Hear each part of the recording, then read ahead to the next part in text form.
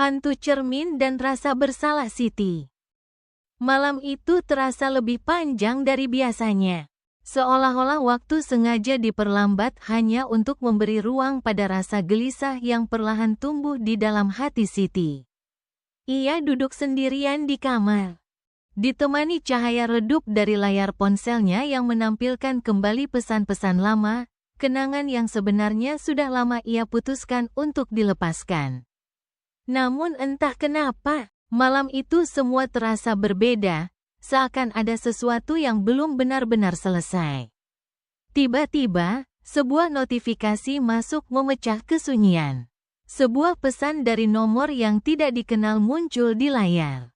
Singkat namun cukup untuk membuat jantungnya berdetak lebih cepat. "Apa kamu masih ingat dia?" Siti terdiam beberapa detik, mencoba mencerna maksud dari pesan tersebut sambil merasakan hawa dingin yang perlahan menjalar. Dengan ragu, ia membalas, menanyakan identitas pengirim. Berharap ini hanya kesalahan atau sekadar lelucon yang tidak lucu. Namun balasan yang datang justru membuat suasana semakin tidak nyaman. "Aku tahu semua tentang kamu, tentang dia, dan tentang perempuan itu." Kalimat itu terasa terlalu spesifik untuk dianggap kebetulan. Siti mulai merasa tidak tenang, tetapi ia mencoba tetap rasional. Meyakinkan dirinya bahwa ini mungkin hanya seseorang yang ingin mengganggu. Ia meletakkan ponsel, berusaha mengabaikan perasaan tidak enak yang semakin kuat. Beberapa saat kemudian, terdengar suara ketukan dari pintu kamarnya. Suara itu pelan, tetapi cukup jelas untuk membuatnya menegang. Ia yakin malam itu ia sendirian di rumah, sehingga suara tersebut terasa semakin janggal. Dengan langkah perlahan dan napas yang mulai tidak teratur, ia mendekati pintu dan membukanya. Lorong di luar terlihat kosong. Hanya lampu yang berkedip-kedip menciptakan bayangan yang tidak stabil di dinding. Tidak ada siapapun di sana, namun perasaan diawasi justru semakin kuat.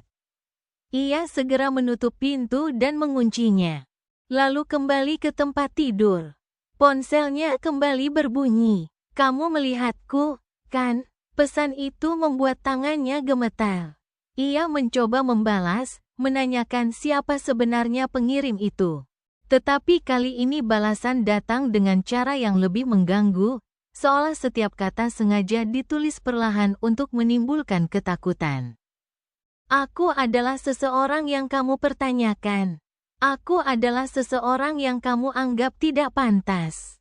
Aku adalah seseorang yang tidak pernah kamu pahami." Siti mulai merasa napasnya berat. Ia menoleh ke arah cermin di kamarnya, dan pada saat itu, retakan kecil tiba-tiba muncul di permukaan cermin tanpa sebab yang jelas. Suara retakan itu terdengar kering dan tajam, membuatnya spontan berdiri. Ketika ia menatap cermin lebih lama, sesuatu yang tidak seharusnya ada mulai terlihat. Di dalam pantulan, tepat di belakangnya, berdiri seorang perempuan dengan rambut panjang menutupi sebagian wajahnya. Wajah itu pucat, ekspresinya kosong, namun bibirnya perlahan membentuk senyuman yang tidak wajar. Siti langsung berbalik, tetapi tidak ada siapapun di belakangnya. Ketika ia kembali melihat ke cermin, sosok itu justru terlihat semakin dekat. Seolah jarak di antara mereka semakin menipis tanpa bisa dijelaskan secara logika. Suara bisikan kemudian terdengar, bukan dari ponsel, bukan dari luar, tetapi seolah muncul tepat di dekat telinganya. Hati manusia memang tidak bisa dipaksa, tapi rasa sakit yang ditinggalkan bisa menetap lebih lama dari yang kamu kira. Siti mencoba berteriak, tetapi suaranya tertahan.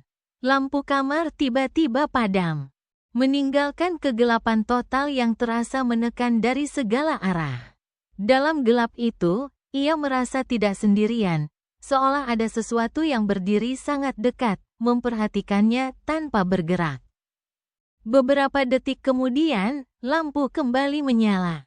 Kamar terlihat normal, tidak ada sosok apapun, tidak ada tanda kehadiran orang lain. Namun ponselnya yang tergeletak di atas tempat tidur kembali menyala, menampilkan pesan terakhir yang muncul dengan sendirinya. Belajar melepaskan tanpa menyakiti. Atau kamu akan terus dihantui oleh apa yang tidak pernah benar-benar kamu pahami. Sejak malam itu, tidak ada lagi pesan yang masuk. Semua kembali terlihat normal, seolah kejadian tersebut tidak pernah terjadi. Namun setiap kali Siti berdiri di depan cermin, terutama saat ruangan sedang sepi, ia sering merasa bahwa pantulannya tidak sepenuhnya mengikuti gerakannya.